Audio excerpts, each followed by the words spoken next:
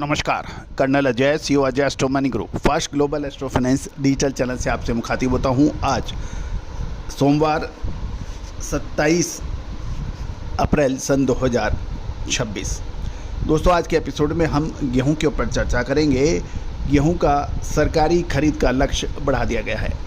साथ साथ गेहूं की सरकारी खरीद की जो तयशुदा मानक यानी क्वालिटी स्टैंडर्ड थे उसमें भी परिवर्तन किया है और सरकार ने कुछ महत्वपूर्ण बड़ी आटा मिलों को सीधे मंडियों से माल खरीदने की सलाह दे डाली है। जानिए पूरी रिपोर्ट विस्तार से।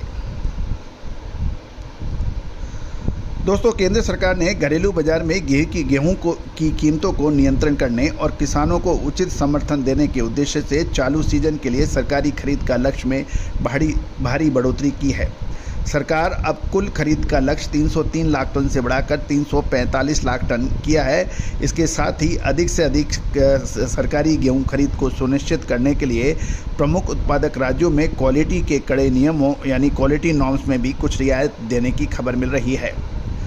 सरकार ने विशेष रूप से मध्य प्रदेश और उत्तर प्रदेश जैसे बड़े गेहूं उत्पादक राज्यों पर ध्यान केंद्रित किया है और उनको कुछ नए लक्ष्य दिए हैं। मध्य प्रदेश का पहले जो गेहूं का सरकारी खरीद का लक्ष्य 78 लाख से बढ़ाकर 100 लाख टन कर दिया गया है।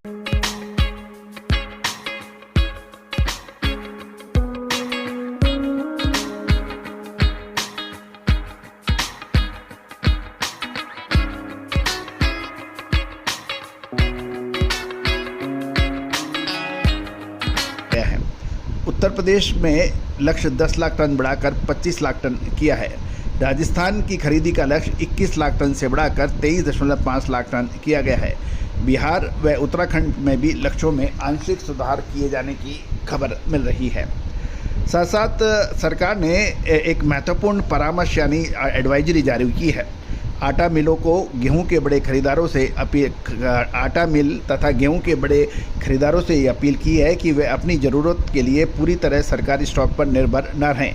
उन्हें मिलों को सुझाव दिया है कि वे सीधे मंडियों या किसानों से अपनी खरीदारी सुनिश्चित करें ताकि बाजार में लिक्विडिटी यानी तरलता बनी रहे।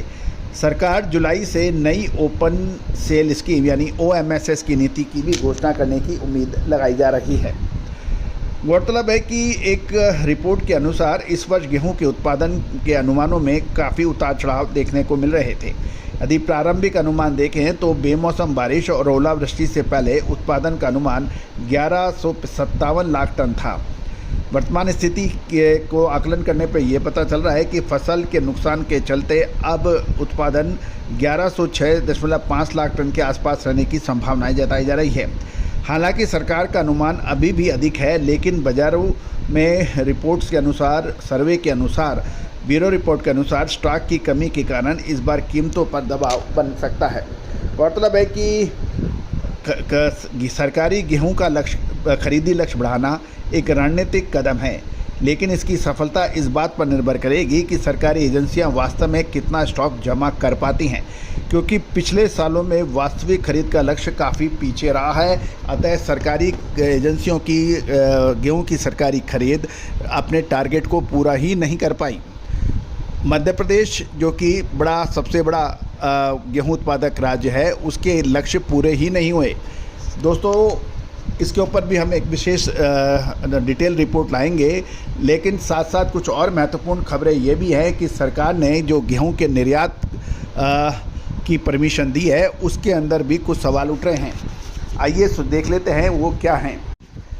केंद्र सरकार ने गेहूं एक्सपोर्ट 25 लाख टन से बढ़ाकर 50 लाख टन कर दिया है, लेकिन सरकार की हर ये जो यानी एक्सपोर्ट का लिए जो शर्तें हैं उसमें मिनिमम 10,000 टन की लिमिट के कारण देश में गिनी चुनी कंपनियां ही या बड़े एक्सपोर्टर्स ही एक्सपोर्ट कर सकते हैं।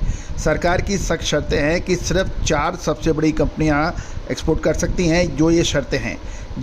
जबकि सरकार ने साल 2022 में एक्सपोर्ट छूट दी थी तो कुल 4200 ट्रेडर्स ने 38 लाख टन गेहूं का एक्सपोर्ट किया था। उससे पहले भी 1300 ट्रेडर्स ने एक्सपोर्ट किया था। अगर सरकार मसाले, खुशबू और प्योर झाग टेस्ट से भर दे हर जुबां पे स्वाद। एवरीडे मसाले, देश का स्वाद।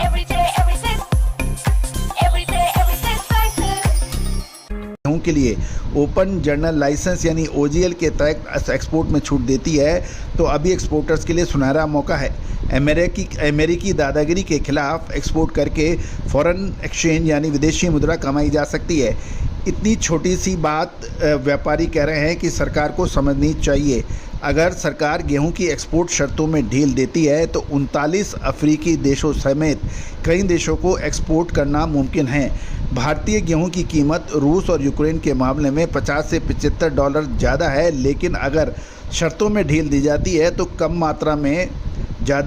मात्रा से ज़्यादा मात्रा में एक्सपोर्ट किया जा सकता है। दोस्तों, यदि वर्तमान नियम के तहत एक्सपोर्ट होगा तो गिनी चुनी 4-5 कंपनियां ही इसमें हिस्सा ले सकेंगी। दोस्तों, इसमें आपका क्या कहना है? लेकिन ये ध्यान देने वाली बात यह है कि जो गेहूं का उत्पादन लक्ष्य था उसका बेमौसम बारिश के वजह से क्वालिटी और क्वांटिटी दोनों में फ़र्क देखने को मिल सकता है। और कुछ लोग ये भी कह रहे हैं कि क्वांटिटी में ज़्यादा फ़र्क नहीं आएगा, लेकिन क्वालिटी में गेहूं का फ़र्क साफ नज़र आ रहा है। दोस्तों, इधर आगामी सत्र में तेज़ गर्मी, लू के वजह से और आगामी साउथ वेस्ट मानसून के बारे में भी अनिश्चितता के चलते सरकार ने अपनी खरीदी लक्ष्य बढ़ाया है। दोस्तों, गेहूं का सरकारी खरीदी लक्ष्य बढ़ाया है, लेकिन देखना ये होगा कि सरकारी एजेंसियां इस लक्ष्य के मुताबिक क्या रिक्वायरमेंट कर पाएगी या नहीं। मौजूदा समय में एमएसपी से नीचे गेहूं के भाव मंडियों में चल रहे हैं। दोस्तों, लगातार अपडेट विशेष जानकारी के लिए आप संपर्क कर सकते हैं, नंबर स्क्रीन पे दिए हुए हैं। All the very best, good luck, happy trading. शुद्धता ऐसी जो हर घर की पसंद बने। सुधा महेश ठक्कर, हल्दी के विश्वसनीय निर्यातक। आज ही संपर्क करें।